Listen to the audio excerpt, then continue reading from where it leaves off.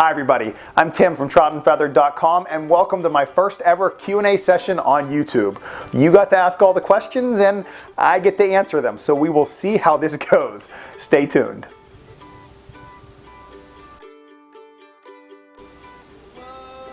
Welcome to my first Q&A session on YouTube.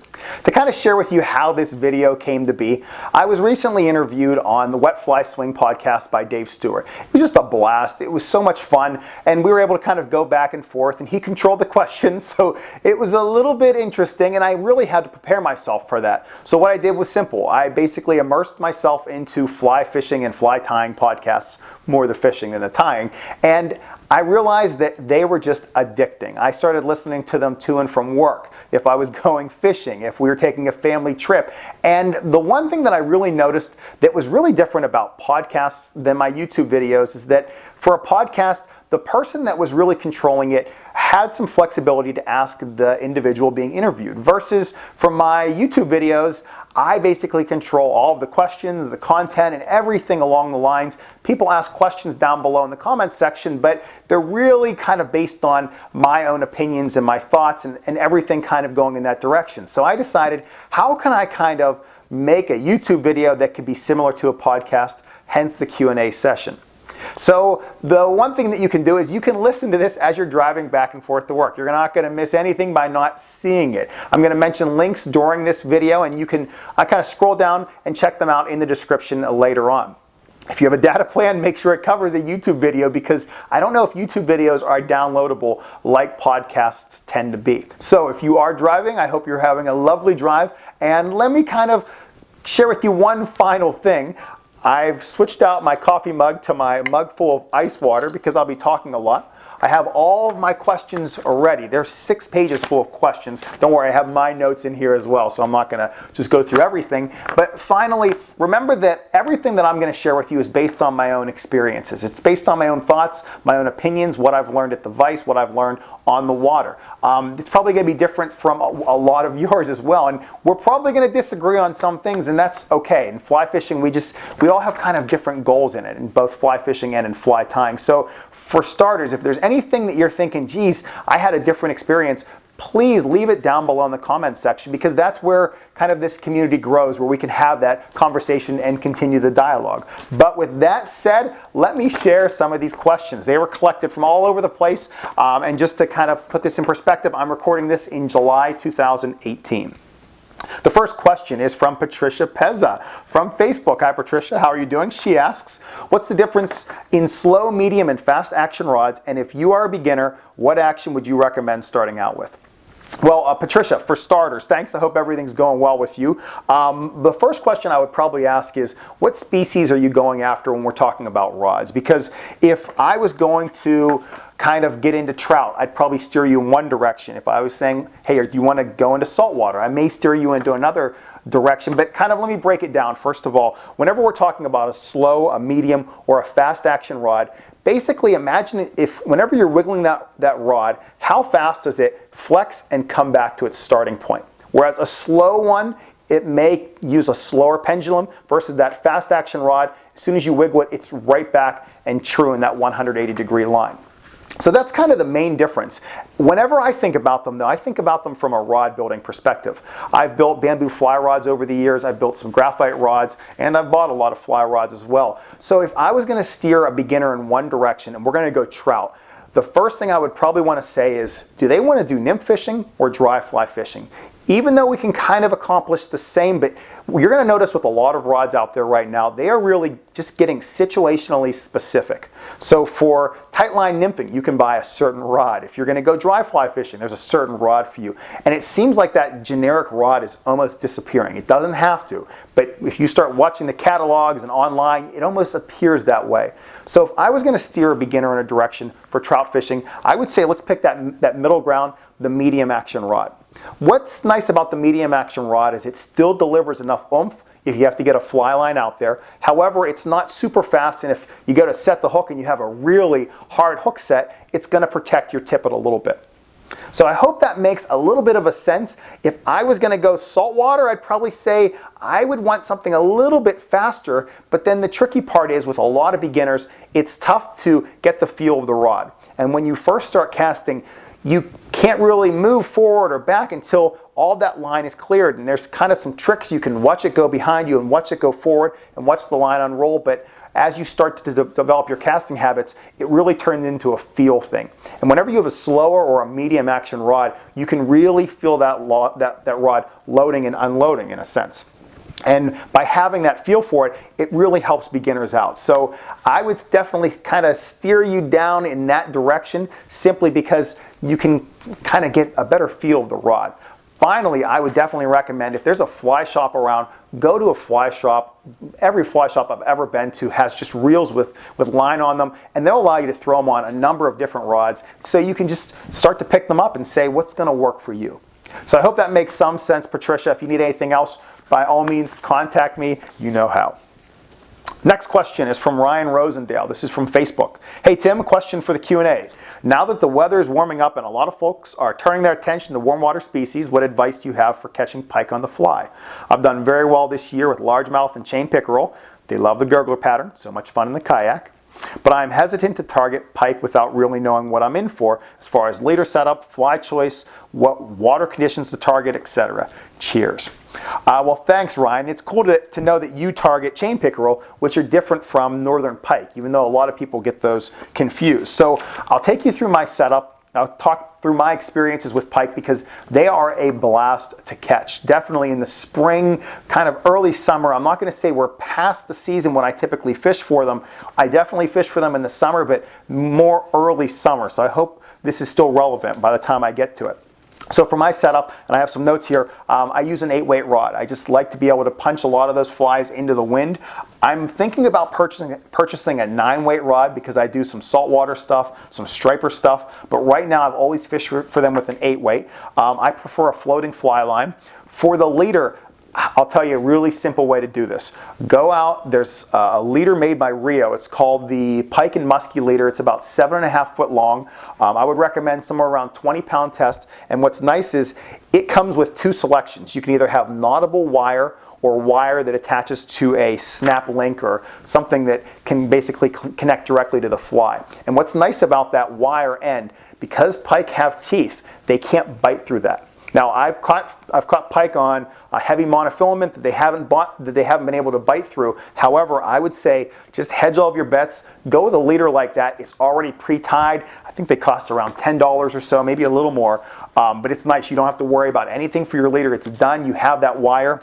If you have flies that have really a larger eye, then get that snap link. You can just snap them right on, and you have them ready to go.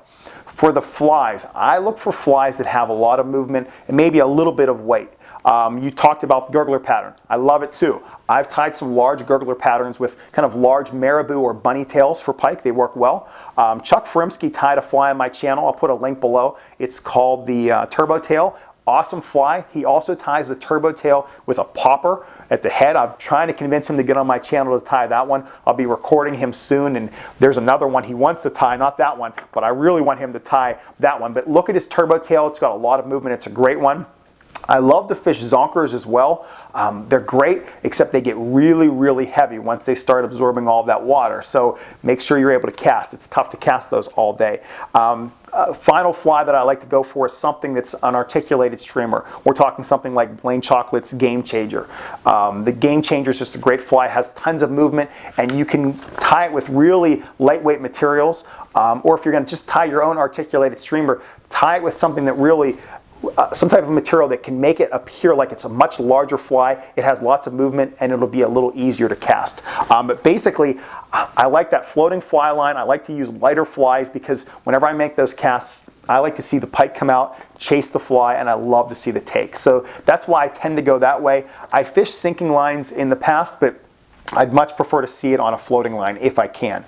The tip I'll have for you, whenever you're casting these flies and retrieving, try to keep your rod tip low, almost in the water at times, because then when that fish attacks, you're just immediately stripping, and you can just go with a strip set, and you have direct connection with that fly, so you won't miss anything there. So definitely go for it. If the fish misses, keep stripping. It will come back. Maybe try a figure 8 at the end of your retrieve, but go for it.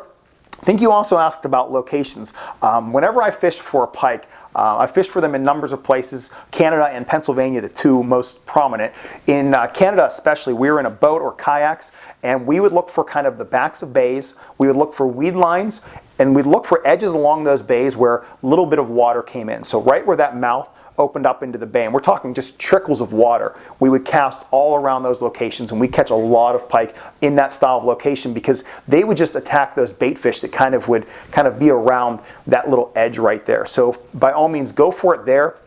When I was in Canada, it didn't seem to matter what time of day we were talking about. It could be high noon, it could be early morning, it could be evenings. They just always seem to attack there. When I'm in Pennsylvania, it's odd. I tend to fish more in the mornings versus the evenings, just based on my schedule. And I've had a lot more success from around, we'll say 9 o'clock till about 11 o'clock, somewhere in that range for pike, even in daylight. So don't worry about just thinking about other species that you have to have cloud cover.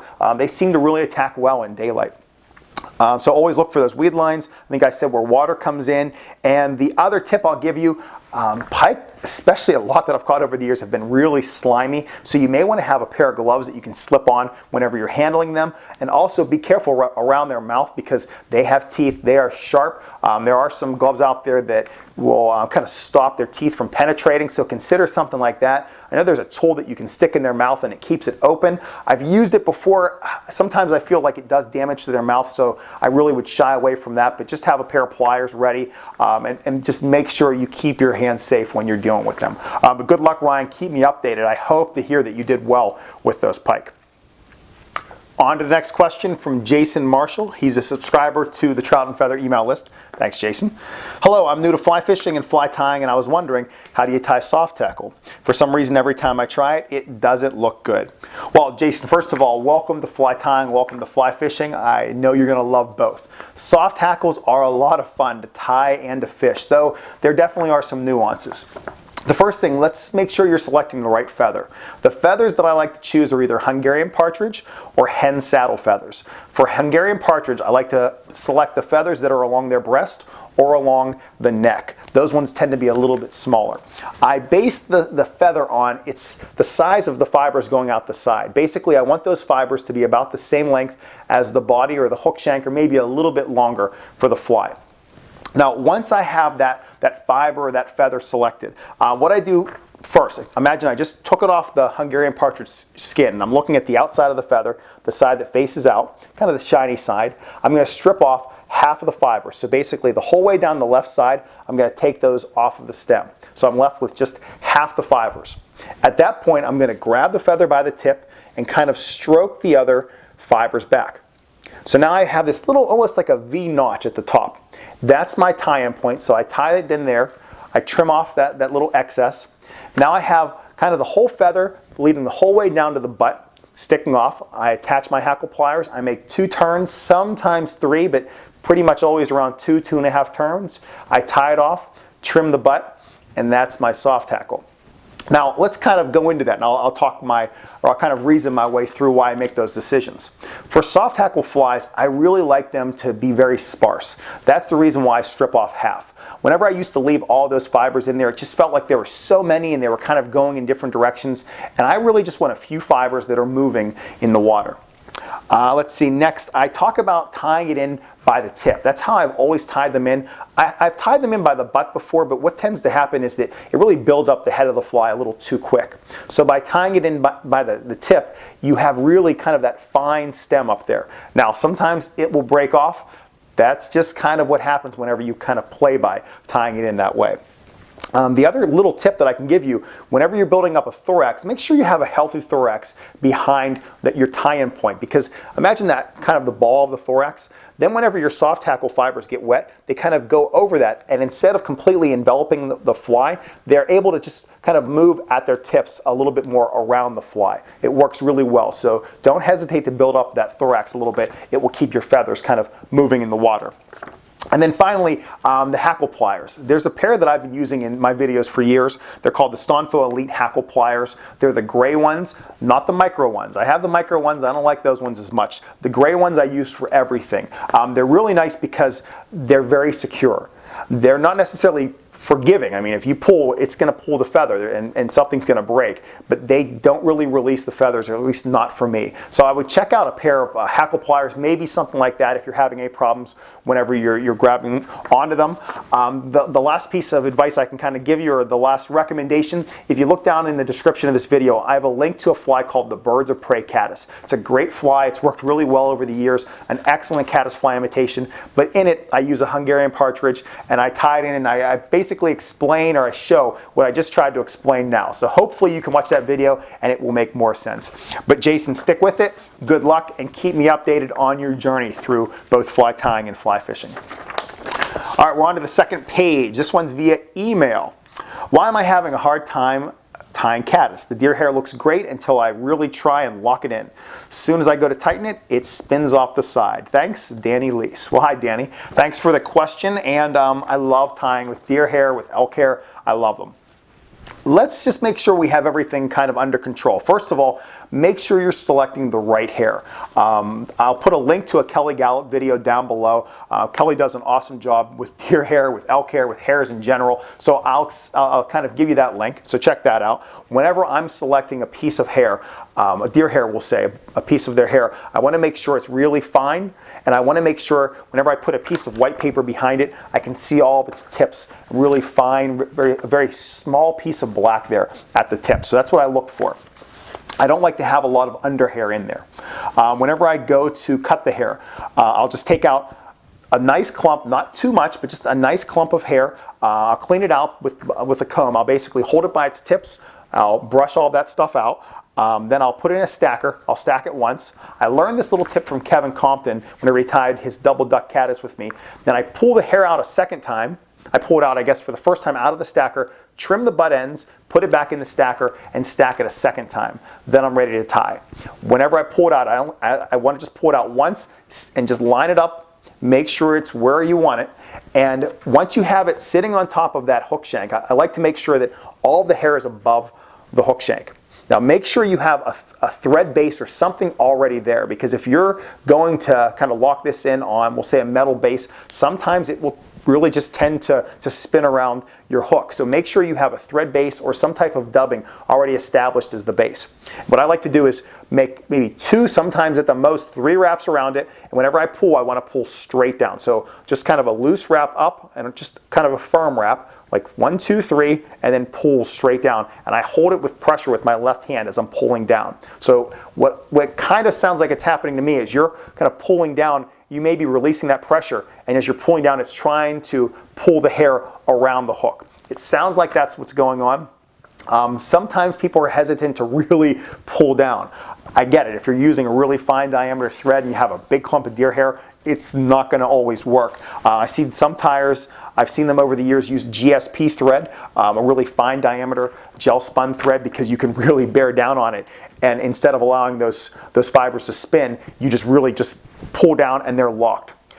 Another little tip, after I have my hair locked, if I ever feel like it's going to move, what I'll do is I'll immediately get some wraps in front, or sometimes you can even wrap through those head fibers, if that makes sense. Those fibers that are shooting out over the hook eye, you can kind of lock those in place, then trim them afterwards. So I hope that helps out a little bit. If you'd like me to send you a video link or something like that, just let me know, showing how to tie it. I want to say there might be a compare-done video I have out there, and there's definitely a deer hair caddis video in which I've used that method that I just explained. So good luck with it, Danny, and I hope that helps.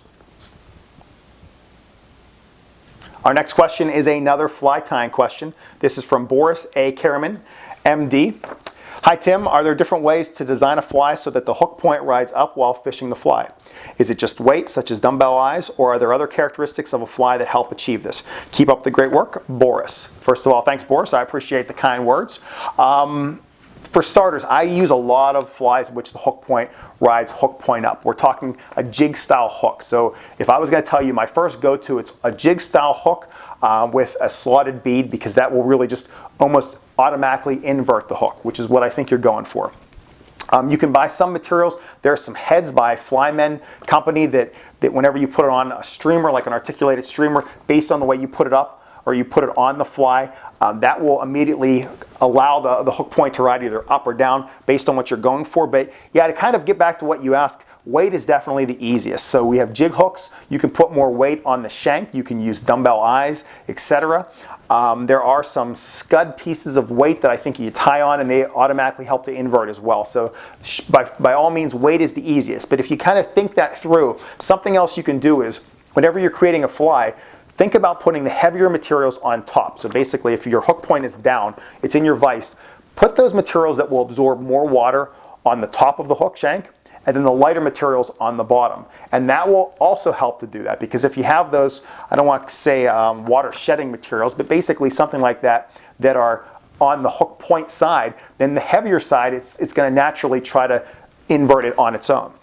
And then the other thing, there's another neat little trick that I'll give you. I'm a member of the fly tying forum online, and years ago, I'm not sure how many years ago, there was some type of a thread that came up, and they were talking about jig hooks, and someone mentioned the notion of using a turtle knot, because by tying this knot, it automatically helps the fly to ride hook point up. So I'll put a link down below in the description of this video, and hopefully that helps out a little bit. So it sounds like you want to get that hook point up. I'm not sure if it's for lakes or if you're fishing in streams, but good luck. Weight is by far the easiest, and I hope some of those methods work out for you. All right, the next question. This is from DDH212. I won't give out your email address. If you only had one nymph and one dry fly to use, what would you choose? Oh, I can't stand these questions, but I will answer it because that's what I told you I'd do. It's summer right now. I've been fishing a lot in western and central Pennsylvania. Still fishing for trout as long as the stream temperature is cool enough. If I had two, I go with, we'll say one nymph, one dry fly. The nymph would be something like a pheasant tail, maybe a Frenchie tied on a jig hook. The dry fly, easy choice, Griffith's Gnat. I love the range of sizes you can use with that. You can make it high visibility, lots of things to do. But if I only had two to choose, those would be my two. All right, we are now on to the next page. Hey Tim, here's a question for your Q&A video. How can a local TU chapter get you to come and speak at a monthly meeting? Are there any fees associated with it? Jeff Harrison. Hi Jeff, and thank you for the question. A little disclosure, full disclosure here. Jeff runs, he's the owner of Hazard Fly Fishing.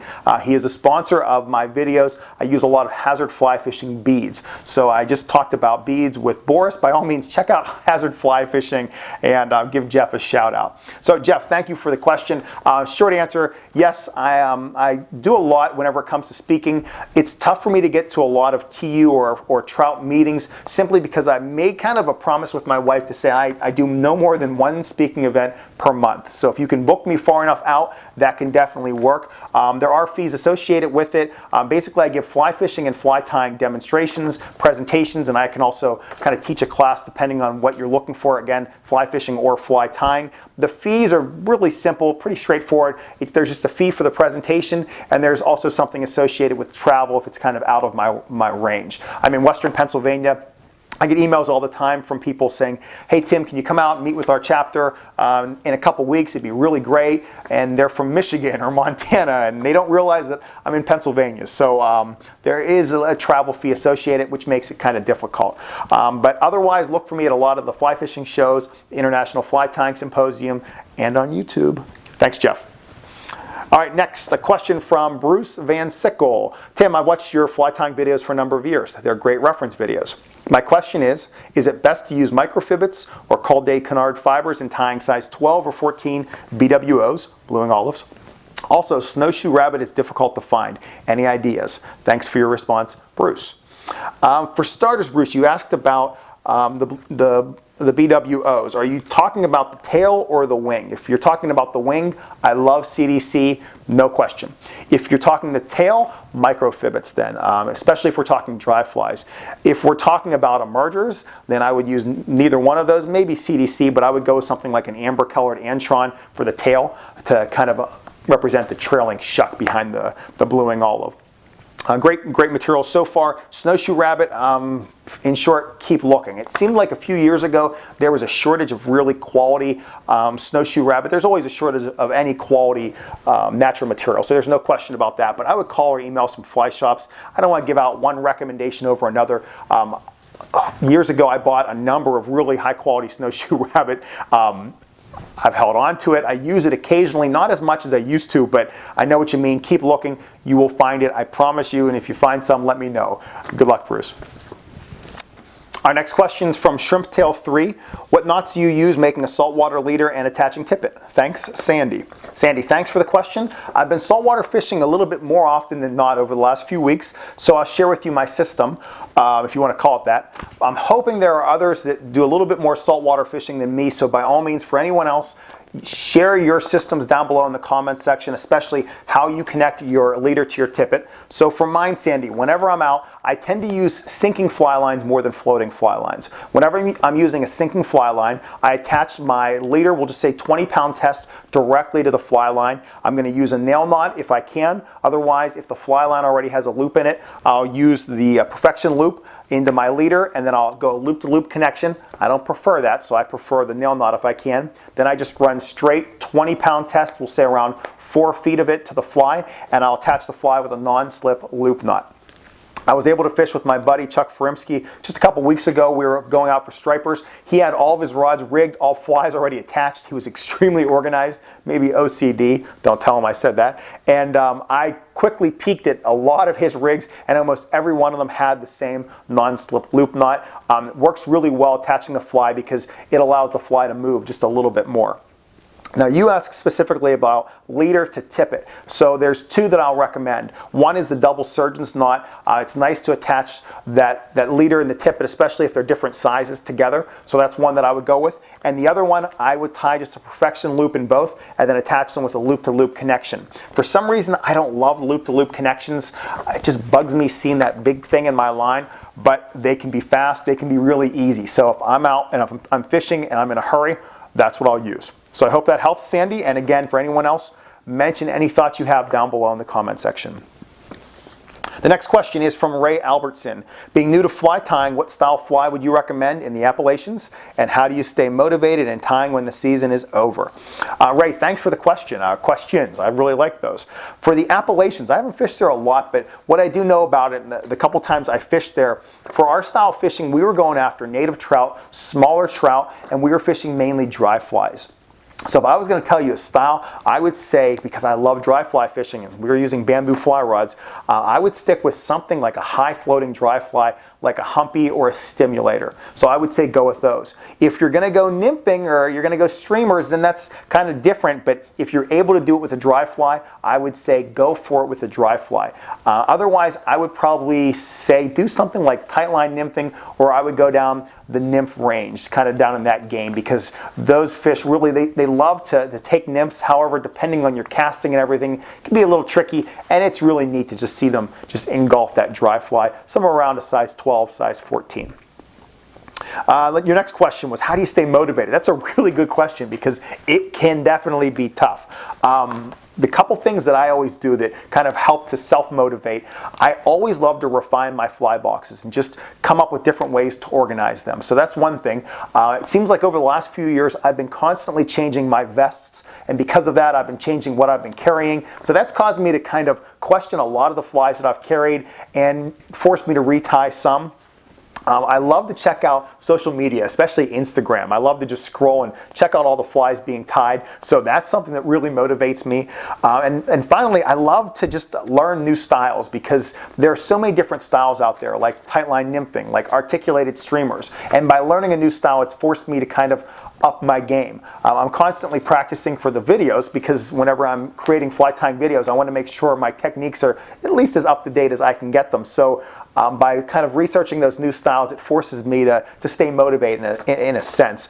There's also a little bit of an announcement that I have to make. I'm not going to make it yet, but trust me, it's going to help me to stay motivated as well. So I hope that helps, Ray, and I'd love to hear from others down below. How do all of you stay motivated as well? Because when the season's over, it's tricky, which I do have to comment on that, Ray. In Pennsylvania, unless it's iced up, we can almost always fish for something, steelhead, through the ice even. So it's odd because I love the tie and I love the fly fish, and it goes back and forth which one I like more. It tends to be fly fishing, and my time, because of that, always seems to be trying to catch up because I'm always just refilling the box or refilling gaps that I have because I just love to fly fish and get out as much as possible. So I'm not sure if anyone else has that problem like me, but that seems to be my biggest problem. It's not staying motivated, it's just catching up. That's the game for me. Okay, we are getting down to the last 4 questions. Tim, here is my question to you. This is by BSZach12. If I handed you a box with 12 compartments, how would you fill it with the flies that you have shown on your channel? You can assume a medium-sized freestone river with an even mix of browns and rainbows in the 10-inch to 16-inch range. You can assume summer. You can mix dries, nymphs, soft hackle, streamers, and other flies. Just has to be flies you tied on your channel. And Pete Gramps said, I like this one. I second this question, Zugbug Pete. All right, well, these are tricky questions, 12 compartments. These are goofy questions, guys, but I will do my best to answer them. So since it's summer, the first thing I'm going to say is troutandfeather.com. Click fly tying videos. There's a page that's called terrestrials. I would like to say I'm just going to take the shortcut and just recommend that page. I won't, but I'll put a link to it down below. But for starters, I would say check out that because it's summertime. Here are some of the flies you'll find in those compartments. We're going to talk about ants. I have 3 that I love. CDC, deer hair, and foam ants. I love those in different situations. I won't get into it because I could probably talk about ants for this whole video. But I love tying and fishing ants in the summertime. The second fly, or I guess I'm on number 4 already, is the Latort Hopper. Just a great fly to have around. Next is the Spider Foam Fly. It's one that I tied years ago on my YouTube channel. It's worked for me over the years. It's just a silly looking fly. It's great because it floats well. You can use it in a dry dropper situation too. Check that one out.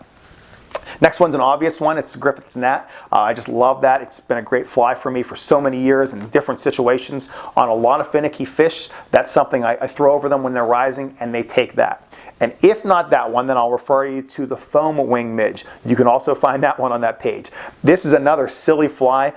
It's caught me a lot of big fish over the years. Those who just really sip right in the surface. It looks like nothing. Check it out. You won't regret it. An obvious one in the summertime, we have lots of midges, is the zebra midge. It's a great fly to have tied, so I would say by all means I would have those. That's something I would kind of float underneath that spider foam fly. Next, summertime, in case you have smallmouth in there too. I know you said just trout. Trout will eat crayfish, definitely. I would tie some type of a crayfish pattern. One that's on my channel is the furry foam crayfish. It's worked for me over the years. It's a great one. It's heavy. It gets down to the bottom quick. You can strip it a little bit. You can just kind of let it go in the current. It's a great one to have. Next, a pheasant tail, smaller one. We're talking 16, 18s, 20s, jig hooks by all means. Maybe a Frenchie, I'd go with something like that to represent mayflies. I'm going to use a waltz worm as well on a jig hook. Again, sizes 16, 18. And I think we're up to maybe 11. So I got one more. I love dry flies. I'm going to throw something big in here, something like just a big comparadon, maybe to represent an Isonychia, something like that, just a size 12, something that will just force that fish to come up even if they're not rising, especially when I'm floating a river in a boat. That's something I like to throw. So I hope I did my best in answering those questions. Thank you for the 12 compartments, and I'd love to hear from others what would be part of your go-to flies in that situation they gave me. All right, next one is from Ryan Tancock 3. If you had to fish with just one dry fly and one wet fly for rainbows for the rest of your life, which would they be? Love your videos. Thanks, Ryan. And again, one of these questions. You guys are killing me with these questions. So you didn't narrow it down to a situation. 2 of my favorite flies of all time are the flies that I'd probably fish. If it has to be a dry fly, I love sulfur comparadons because whenever I'm thinking about that fly, it's a sulfur hatch. You have fish sipping. You can fish that fly kind of as an emerger, as a dry fly, and as a spinner as well. I just love the sulfur comparadon. Very similar to the sparkle dun as well. Between those two, it'd be neck and neck, but basically, I said comparadon, I'll stick with it. And you said a wet fly. I'm not sure if you mean a classic wet fly. If so, let me know and I'll answer that for the next Q&A. But I would probably go with something like a pheasant tail or a Frenchie. That would be my wet fly on a jig hook. It's just caught me a lot of fish over the years. You can kind of vary it a little bit as well. Both of those flies, I just find them to be very special. They both are kind of tend to represent mayflies. There's something about mayflies I've always just been drawn to, even though a lot of the streams I fish really have prominent caddisfly populations. But you asked me for two, those are the two. I do have videos for both of those, Ryan, and I'll put them down below in the description of this video. Thanks for the question, and Ryan, tell me what your two are. I told you mine. What are yours? Our next question is from Pete Gramp, aka Zugbug Pete. Another situation, and Pete did his best to kind of spell this out explicitly, and I'll tell you why here in a bit. I had a situation a few short weeks ago where I came upon a famous stretch of water that I had always wanted to fish. There were anglers every 50 feet or so, and nothing seemed to be hatching. Sun was out, no rain, but there was a fair bit of cloud cover. As luck would have it, I have never fished this water. For the sake of the question, I'll refrain from stating that particular waterway, so you make the answer more general, please, but I will say it was a river that was more like a stream, maybe 30 feet across at the widest, and usually less than that. Most of its stretches moved at a slow-moving pace, reportedly just about 250 CFS, but if I didn't know better, I would have said it was standing still. Maybe 3 or 4 feet at its deepest point, but you can't wade it due to regulations. Bank fishing only for browns, which are wild, and a few rainbows, and even fewer brook trout. So, given all this, if you had just arrived at unknown water without a visible hatch going on, with anglers every 50 feet or so, and without going elsewhere as an option, what would your approach be for fishing such a situation? Fly choice, leader setup, as well as approaching the water, and any other nuggets of wisdom you may find useful, please. So first of all, for all of you out there, Pete has also emailed me. He told me the river. I know it. I fished it. He did catch fish, I believe, there. So I do know that, but before reading that email, I first kind of wrote out what I would do in that situation. And the starting thing, Pete, you know what I'm going to say. It's go somewhere else. I don't want to see people every 50 feet, but I understand it's a famous river, so you want to check it out. So I get it. I completely get it. I've been there, done it too. First thing, because it's a famous river, you have the ability to access fishing reports online, on Facebook, call fly shops in the area. So that's the first thing I'm going to do prior to even going there. I'm going to contact maybe a local guide that's willing to just help me out, maybe even consider having a guide for that day. So that's something I would do first. Next, whenever I get there, I'm going to turn over some rocks in the water. If I'm able to go into the water at all, or maybe just grab some quickly, I'm going to look for cobwebs, see if I can find any recent flies that have hatched. So that's kind of two things. I want to be cautious. So whenever I'm making my approaches, I'm going to be really trying to shield my back to make sure I'm not throwing shadows onto the water. So I'm going to approach from the bottom, from downstream, working upstream. And my setup is probably going to be something like a tightline nymph setup, and I'm going to kind of talk through why. What's nice about using a tightline setup is you can use dry dropper and even some type of an indicator or a suspension rig at a distance on a stream like that, since you can't wade. So that would be something that I would consider. I'd probably go dry dropper if there's nothing rising, because then you can use that rig, have a very drag-free drift for the most part, because that water, if it looks like it's barely moving, it doesn't seem like ideal nymphing water. So it seems like they're probably going to be taking some smaller stuff, and I'll get to that stuff. You asked to be specific. My line's going to be a Cortland competition fly line. My leader's probably going to be something like a Rio Euro Nymph leader. I'm going to be using just straight 5X or 6X fluorocarbon tippet below that. For the fly, I'm going to kind of revert back to the fishing reports I've checked, what I found, what I've already learned. If I didn't see anything, I'm probably going to start with something like a zebra midge, a small pheasant tail. If the stream is a limestone stream, I'm probably going to go with a scud or a crest bug, or if it's a spring creek. If it's a freestone stream, I'm going to go with something like hare's ear for starters. I'm probably going to hang all of those below a dry fly that can at least float the nymph and just suspend it just slightly off the bottom, or just so it barely drags. The reason I want to use that tight line setup is because based on the fly line, I'm not going to get into all the details about tight line, but you're able to really lift most of your line off the water, so you have direct connection to either your dry fly or to your indicator. And by knowing that, you can kind of make your casts across to where they need to be, and then just try to pick apart the water. So I hope that helps. It was a tough situation for you. Finally, if there's anglers every 50 feet, maybe talk to someone that's catching fish. Ask them what they're doing, especially if they appear to be friendly. You don't want to ruin anyone else's day while you're out there. If it looks like they don't want to talk, don't. But there are so many friendly fly fishermen. If you have to fish there, ask away. Maybe someone will share a nugget of wisdom with you too. And by the way, I think you did well in that situation, so congrats. We're on to the last question from Redneck Hippie 3. I ever do any other fishing besides fly fishing? Yes, absolutely. First of all, I love to fly fish. 95% of the time it's fly fishing. I like to saltwater fish from a boat, and at times I have been known to use a spinning rod in those situations. We've done a little bit of trolling as well, so I've done that.